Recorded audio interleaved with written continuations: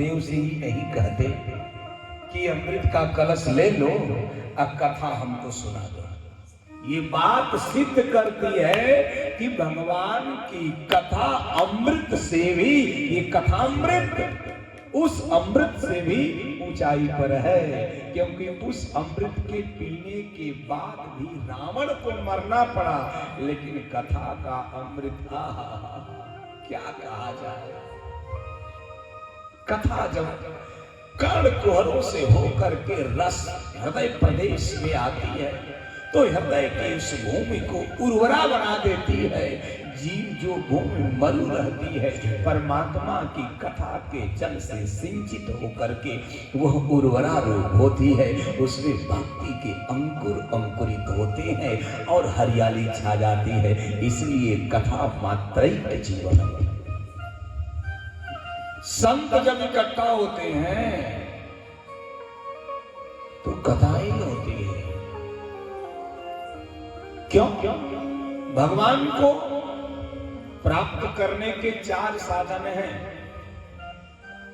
भगवान का नाम, भगवान का धाम, भगवान की लीला और भगवान की कथा। ये 4 साधन है उस ठाकुर को प्राप्त करने के। और जहां कथा होती है वहां देखिए, जहां कथा होगी वहां भगवान पधारेंगे, यानी धाम भी आ गया।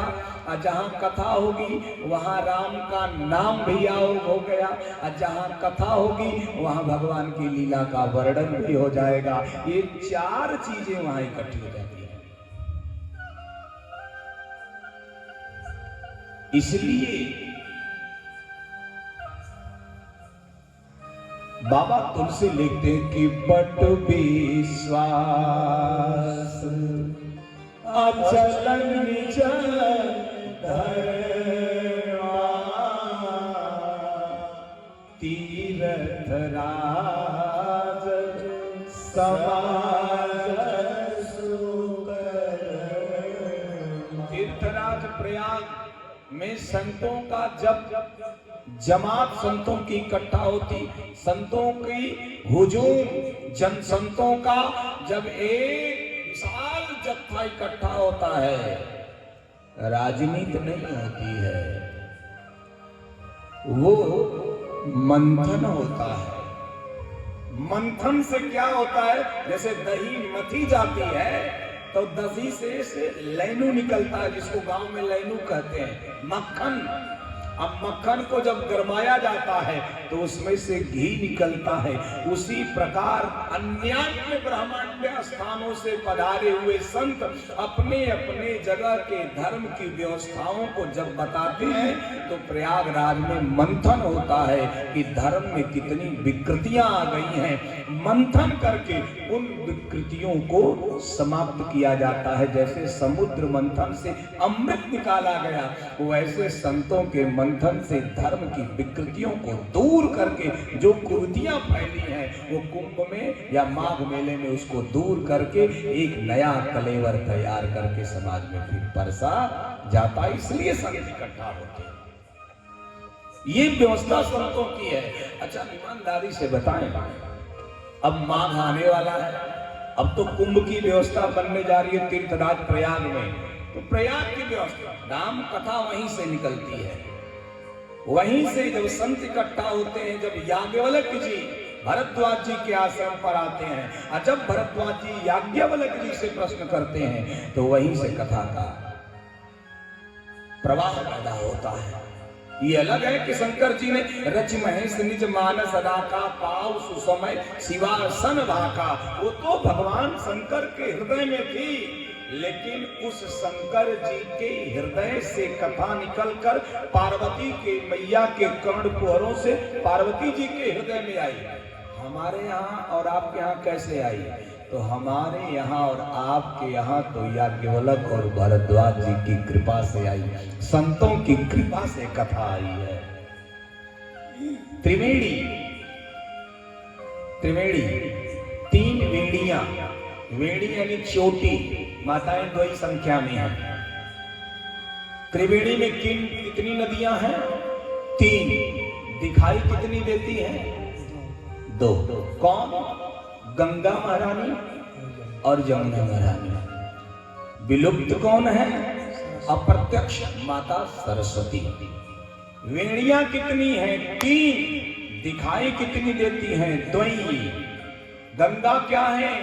भक्ति है। यमुना क्या है? कर्म है। और सरस्वती क्या है? ज्ञान है। ज्ञान प्रदर्शन प्रदर्शित नहीं होता है, ज्ञान कर्म में आचरित होकर के भक्ति को समर्पित हो जाता है। जैसे माताएं हैं, जब ये अपने बाल को गूंथती हैं तो वेणी, इनकी भी 3 वेणी होती है। कितनी? 3। चोटी कितनी करती है? 3 चोटियां गूंथेंगी, लेकिन दिखाई कितनी देती है? 2। गूंथती कितनी है? 3। दिखाई कितनी देंगी? चाहे उलट के देखो चाहे पलट के, दिखाई 2 ही देंगी।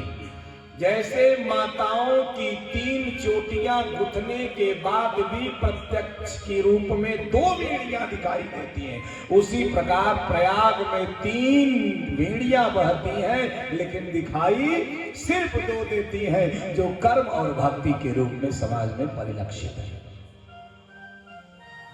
उसी प्रयाग में संत इकट्ठा हुए, बाबा लिखते हैं, एक बार भरी मकर नहाए, एक बार भरी मकर नहाए, सब मुनि समहि सिधाए, सब मुनि समहि सिधाए, जाग बलि कर मुनि परम विवेकी, जाग बलि कर मुनि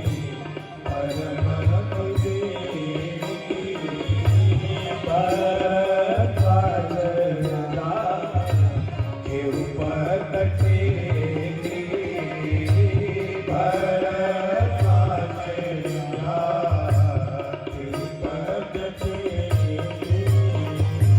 सादर चरण सरोज पधारे, सादर चरण सरोज पधारे, अति पुनीत सन बैठारे, अति पुनीत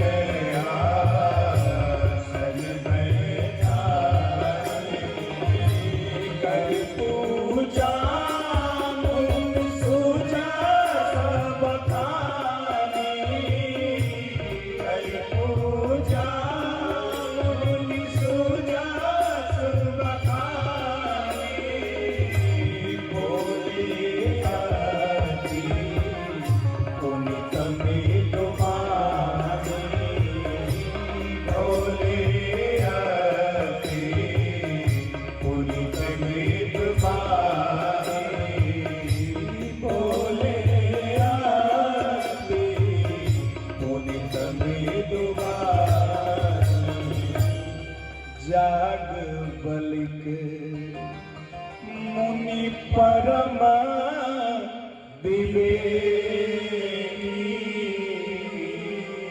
राखे भरद्वाज पन के। भरद्वाज जी आदि कवि, कूजंतम राम रामेति मधुरम मधुराक्षरम आरुह कविता शाखां वंदे वाल्मीकि कोकिलम। आदि कवि वाल्मीकि के शिष्य हैं भरद्वाज जी, प्रिय शिष्य हैं। वाल्मीकि के प्रिय शिष्य ने जागबल्क जी को जब माघ में स्नान करके वो आश्रम को जाने को हुए, पांव पकड़ लिया। संतों के पांव पकड़ने में ही फायदा है। क्यों?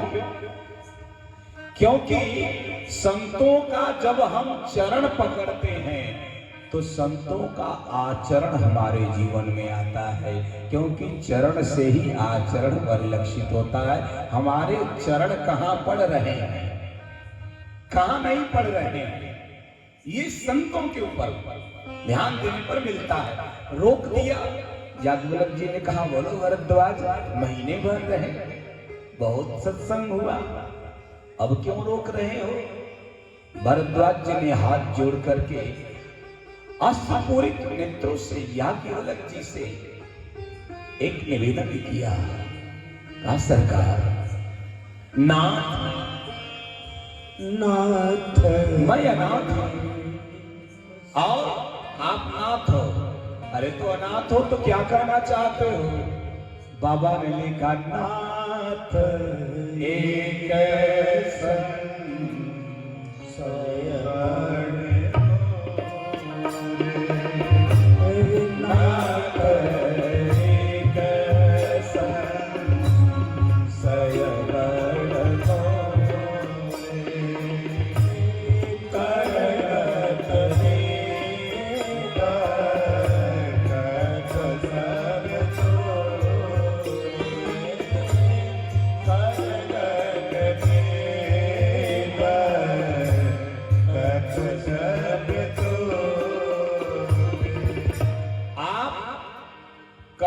एक माने आपके अधीन, वेद के जितने तत्व हैं आपके अधीन हैं।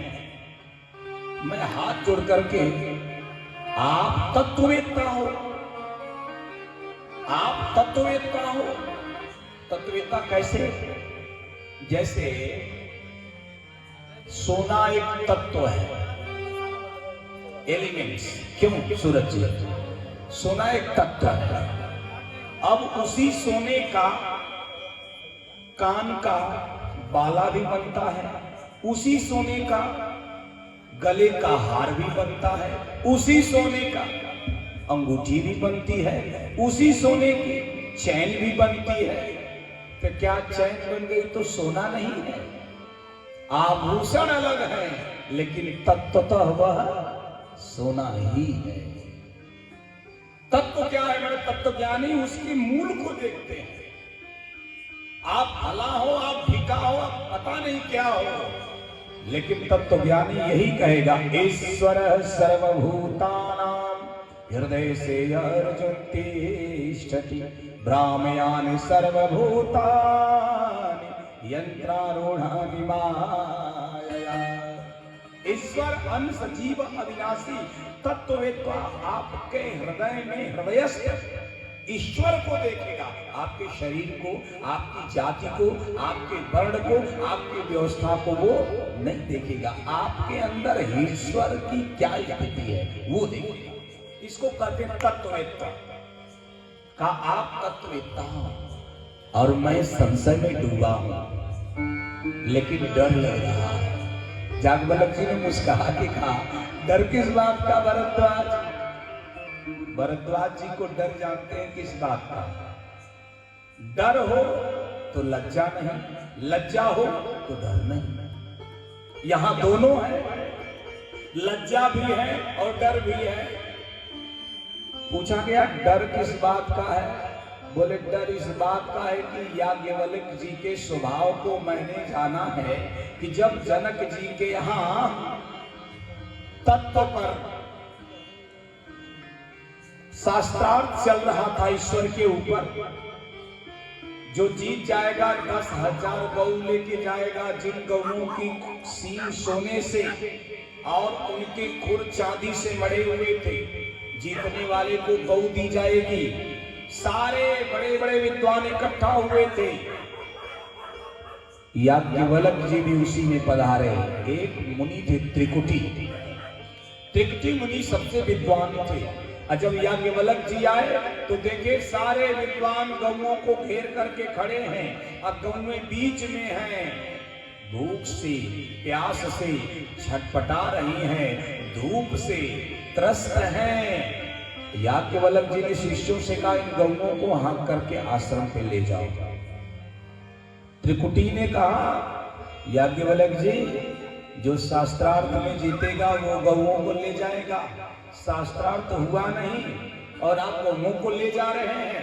याज्ञवल्क्य जी के दो भाव, एक भाव कि वो शास्त्रार्थ व्यर्थ है कि ऐसे शास्त्रार्थी के सामने गौ भूख और प्यास से छटपटा रही है, इनको शास्त्रार्थ दिख रहा है, ऐसे शास्त्रार्थ का क्या मतलब है। और दूसरा, मैं तो जीता ही जाऊंगा, नो डाउट, कोई संशय नहीं है। इसलिए जब मैं जीत ही जाऊंगा तो गौ को पहले ही क्यों ना आश्रम पे सारी सुविधा की व्यवस्था के लिए पहुंचा दिया जाए, इनका सेवन हो जाए। वहां त्रिकुटी मुनि ने कुछ कठोर शब्दों का जब प्रयोग किया, याज्ञवल्क्य जी को क्रोध आया और याज्ञवल्क्य जी ने कहा अगर एक शब्द भी शास्त्रार्थ में जब इनके ऊपर पड़ गए याज्ञवल्क्य जी का, अब एक शब्द बोले मुनि तो तुम्हारा मस्तक हट करके 100 टुकड़े में विभक्त हो जाएगा। वो याज्ञवल्क्य जी के गुस्से को भरद्वाज जी ने देखा था, इसलिए पूछने में डर लग रहा था कि वही गुस्सा न बढ़ जाए। लज्जा किस बात की? मैं वाल्मीकि का शिष्य हूं और संशय किसके ऊपर है? बोले राम के ऊपर है। जिस वाल्मीकि जी ने मारी से करवाया रामो विग्रहवान धर्म साधु सत्य पराक्रम राजा सर्वस्व लोकस्य देवानाम इव वासव। राम साक्षात धर्म की प्रतिमूर्ति है। उस राम के ऊपर इतना बड़ा ग्रंथ लिखने वाले वाल्मीकि के इकलौते शिष्य भरद्वाज को राम पे संशय है, इसलिए लज्जा लग रही है। पूछने में लाज इस बात का, दोनों में डूबे हुए हैं। अब भरद्वाज जी से हाथ जोड़ करके पूछते बात, संत ने आनंद विभोर होकर के भरद्वाज जी को समझाना शुरू किया। मन तरंगों में डूब गया, आनंद में डूबा। और संत जब संत से मिलते हैं तो आनंद ही आता। एक संत ने लिखा, मन की तरंग, मन की तरंग मार लो, मन की तरंग मार लो, बस हो गया भजन, मन की तरंग मार लो, बस हो गया भजन, मन की तरंग मार लो, बस हो गया भजन,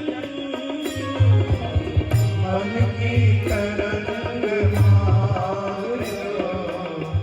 हो गया भजन, मन की तरंग मार लो, बस हो गया भजन, मन की तरंग मार लो, बस हो गया भजन, आदत बुद्धि सुधार लो, आदत बुरी सुधार लो, बस हो गया भजन, आदत बुरी सुधार लो, बस हो गया भजन, मन की तरंग मार लो, बस हो गया भजन।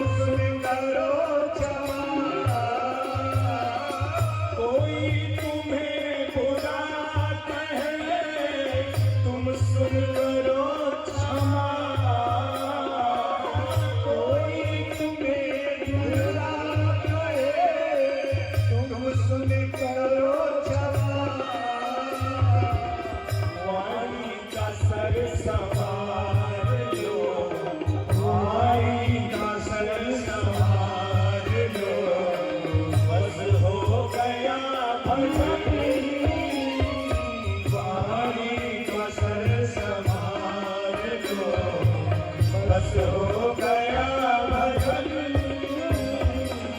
मन की तरंग मार लो, बस हो गया भजन,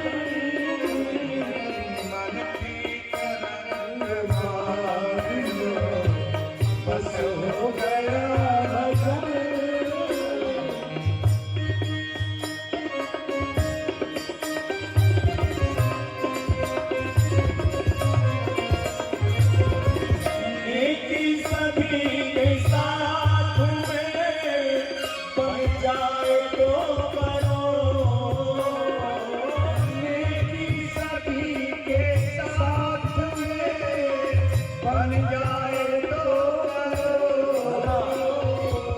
कर भला तो हो भला, आप करने में नेकी कर दरिया में डाल, नेकी सभी के साथ में बन जाए तो करो, नेकी सभी के साथ में बन जाए तो करो, मत सिर बड़ी का भार लो, मत सिर बड़ी